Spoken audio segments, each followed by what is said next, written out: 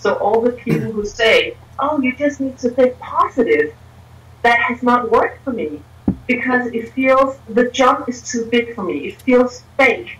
If I have a feeling that like I'm a horrible mother, if I jump to the thought I'm the mother of the year, that's just too big of a jump. Back when I used to read all these self-help books that says, oh, just think positive. You know, you attract everything you think about. I knocked myself in the head all the time because I felt like, oh, I must be thinking wrong thoughts because I have headaches. I have pain. I created that. And that was very hard on myself. And I can talk myself into sadness very fast that way.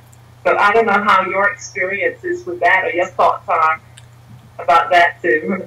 Well, I'm having a lot of thoughts as I hear you talk about that. My mind is creating all kinds of pictures and scenarios. That's what I love too. You always have 1,000 thoughts a second. The first thing, you said that you don't deserve this. Like, this is a thought that you have. And I know a lot of people that have very similar thoughts. Like, I'm a good person. I'm doing all the right things.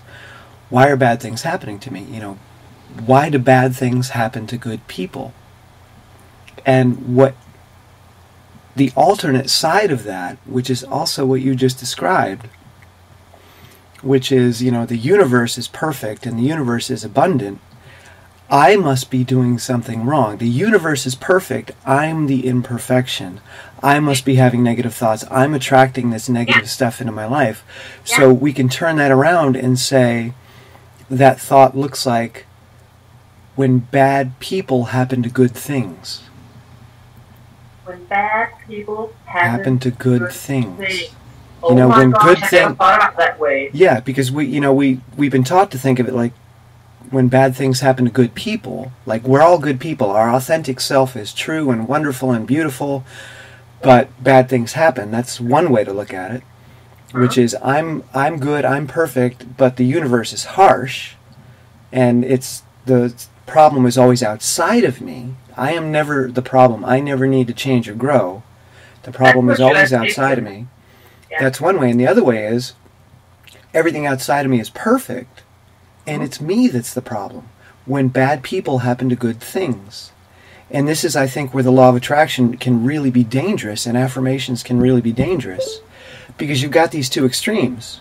Yeah. You've got one group of people that's totally narcissistic and living in a victim mode, which is I'm perfect, it's everything else that's wrong.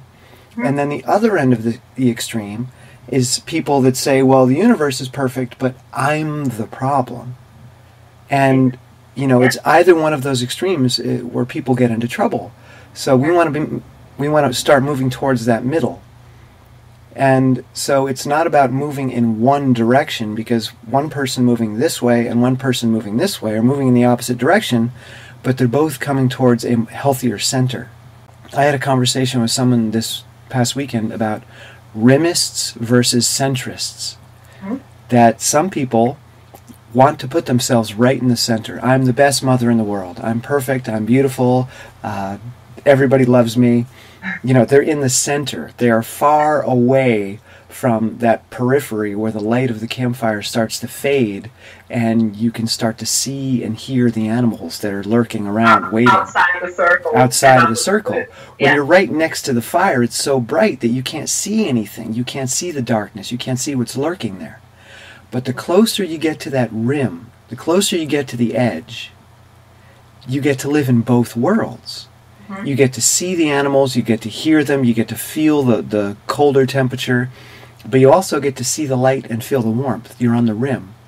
Yeah. So my thing is about being somebody on the rim and not somebody in the center. I'm not in the center of the fire because I'd burn up and it's delusional and it's not real, but I'm also not completely in darkness because that's also delusional and not real. Living only in fear.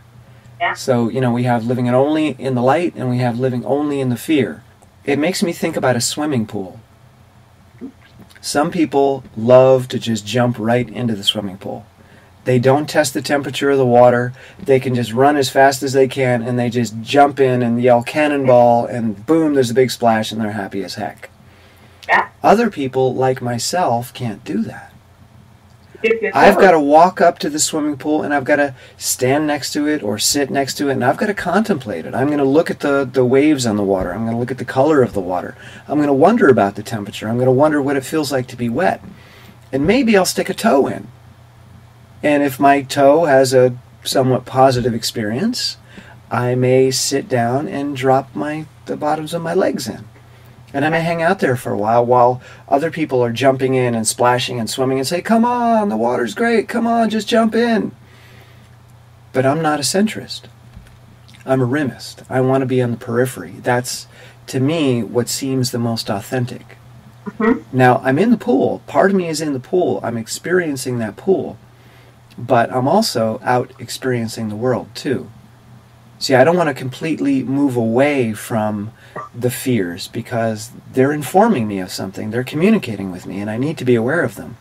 But I also don't want to be carried away by them. So I want to make sure that I get near the pool where people are having fun, and there's joy, and there's happiness, and there's celebration, and there's play. And I want to dip my toes in. But I also want to acknowledge that I do have challenges that are not just going to go away because I'm jumping in a swimming pool. Mm-hmm. So, it's about riding that balance. And we're going to interact with people who don't have significant challenges. There are a lot of people that don't have significant challenges, or there's another subset that has significant challenges, but they refuse to acknowledge it, or they are just not aware of it. They're totally oblivious or in denial. And it will catch up with them eventually. But when we, a small minority with significant challenge, whether it be mental, physical, financial, or otherwise, when we interact with the rest of the population, they often can't see our challenge. If it's not a missing limb, or if it's not, a missing eye, or a wheelchair, they can't see it. So they just say, well, I don't see the problem outside on the surface, so you must not have one. You're just making it up. You just need to think more positive thoughts. That's your problem. Exactly.